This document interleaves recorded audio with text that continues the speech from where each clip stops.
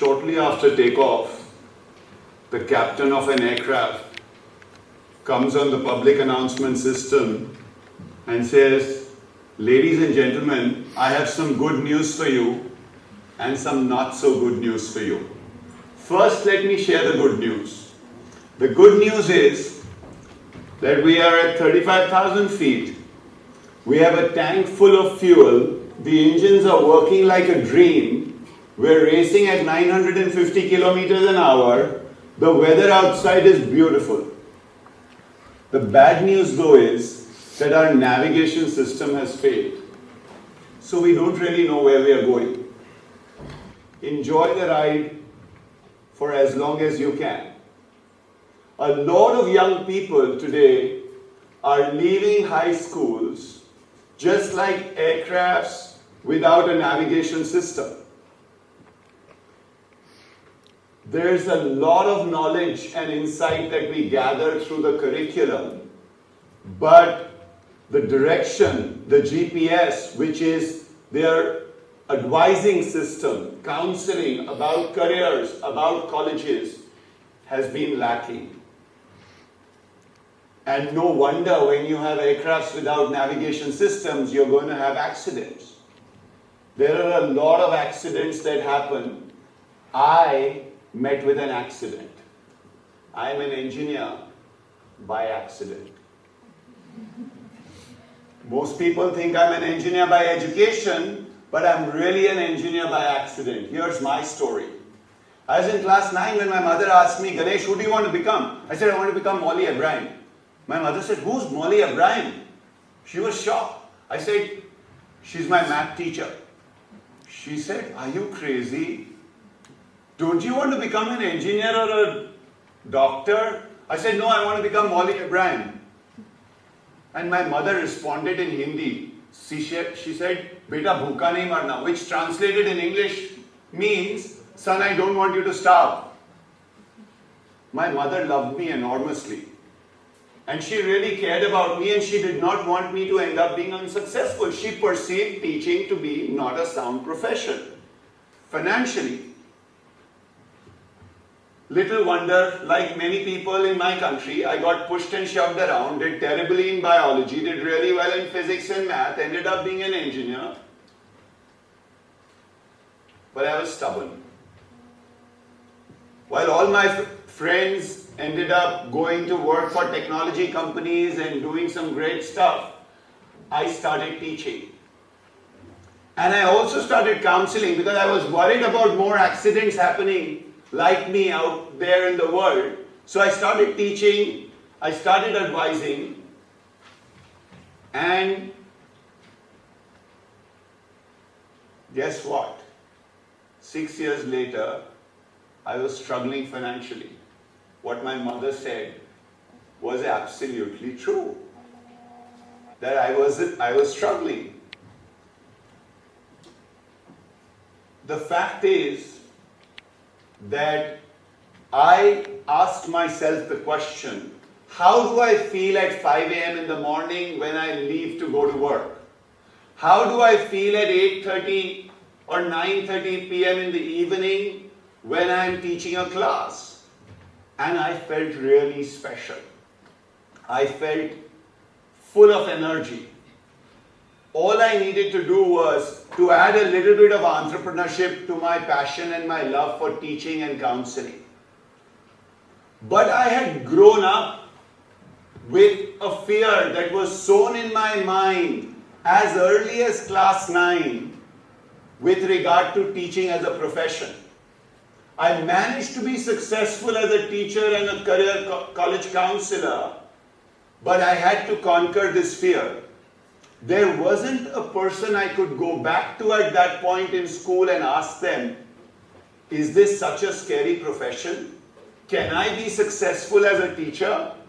Is there a possibility for me to be happy and joyous and wealthy and successful and pursue my interest in mathematics?" My accident, because of my stubbornness and my good fortune, was not fatal. But not many young people are as fortunate. Many of these accidents are fatal, killing the creativity, the happiness, the well-being of a lot of young people. Gallup did a survey or published a report. The latest report says 85% of employees around the world, it's the Global Workplace Report, the State of the Global Workplace Report, it says 85% of the employees worldwide are either not engaged or actively disengaged in their jobs. 85% of employees are either not engaged or actively disengaged in their jobs. You've got a lot of people who aren't enjoying their jobs out there in the world. While there is a productivity and an economic cost to this, there is also a human cost to this. You have unhappiness that is spread all around us. If we want our young people to grow up to be happy and joyous beings, we've got to provide them guidance and advising and career and college counseling, and provide it early, not when they turn 30, or not 6 years later or 10 years later after they begin their profession like me. It is critical that we get good advice for people as early as possible in school. Career and college counseling, guidance for students is not just luxury anymore. It used to be at some point. It's an absolute critical necessity. We got to wake up and bring some systemic changes. And one of the things that I experimented with was the counseling laboratory that had magical effects. So what is a counseling laboratory? It is not just a physical space, but an ethos, a culture, a mindset within schools that encourages exploration, discovery, that encourages a process that brings careers and colleges alive. Let me give you an example. There's a young man I met who was passionate about music, and he said, "Sir, I want to pursue a bachelor degree in music. But my father's very, very clear. He only wants me to study business." There was no way this father was going to budge. I said to this young man, "Give me some time and I'll get some information over to you for you to share with your father." I worked part-time in a school at that time. I brought back a project for about 20 students. And these students were in class 8, 9, 10, 11 and 12. Throughout high school as well as in class 8. And we broke these 20 students down into 4 groups of 5 each. And they collaborated to come up with a dossier of information. The first section talked about the multi-billion-dollar music industry. It's a huge, massive opportunity, music as an industry. The second section talked about 40 different careers that one could have with music. These are students coming up with this information. Everything from music performance to music therapy. Music is being used to heal people. The third section came up with the careers and the stories of 12 people who pursued music as education, pursued music at the bachelor degree level, and their success. And the fourth group of students came up with a perspective on where music was going to be in 30 years' time as an industry, how it was going to grow.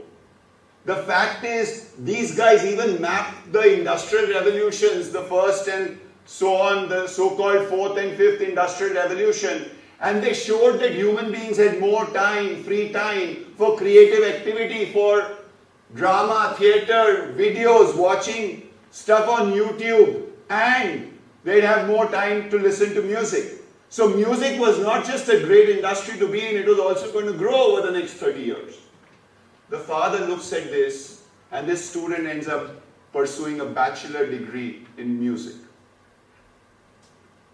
This is the magic of the counseling laboratory. What was needed was investigation and research. While the student had an interest, what he needed really was some support. If we have a culture of investigating, of finding out, of exploring, not just through one career and college counselor, but the entire ethos of the school, every teacher, whether he or she teaches economics, physics, mathematics or psychology, if he or she is in some way or form a career and college counselor, students will study these books, these academic books, with so much more excitement, just like they're reading Harry Potter. They're going to have a context of where what they're studying is going to be used and where it is being used. No young individual today in the world wants to study something today and use it 20 years later. You want to see what you study today in your life today. Where does it fit? And this culture is what comes through a counseling laboratory. And it's not just about the future. It's about the present moment as well. Students learn to do research. They learn to interview people, go out and investigate. They learn to make presentations. They learn to manage data. And they learn to experience careers in colleges. The parents come together. The teachers come together. Everybody starts to collaborate. Let me tell you about another young man, 26-year-old dentist I met. He said to me, "Sir, I'm fed up of looking at ugly teeth for 5 years. And I want to study hotel management."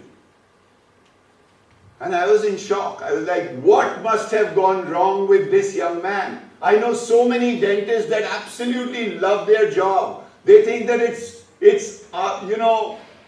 they're like sculptors and painters and they love to work with teeth. If only there was a counseling laboratory in the school for this young man where he had a chance to go and speak to a few dentists, to investigate what this profession was going to be like, to go and look into a few people's mouth. He'd possibly be a much happier person than a grumpy 26-year-old dentist.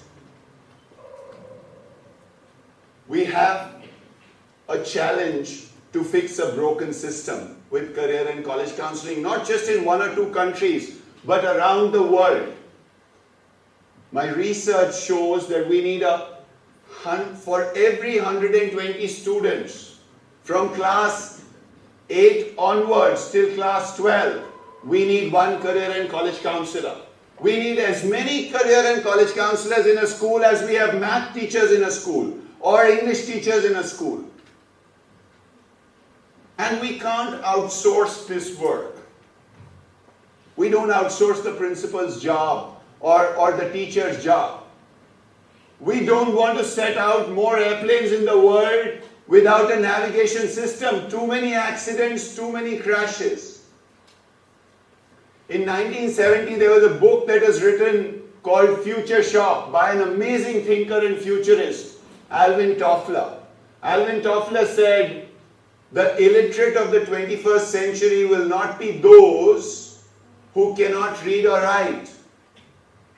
The illiterate of the 21st century will be those who cannot learn, unlearn, and relearn.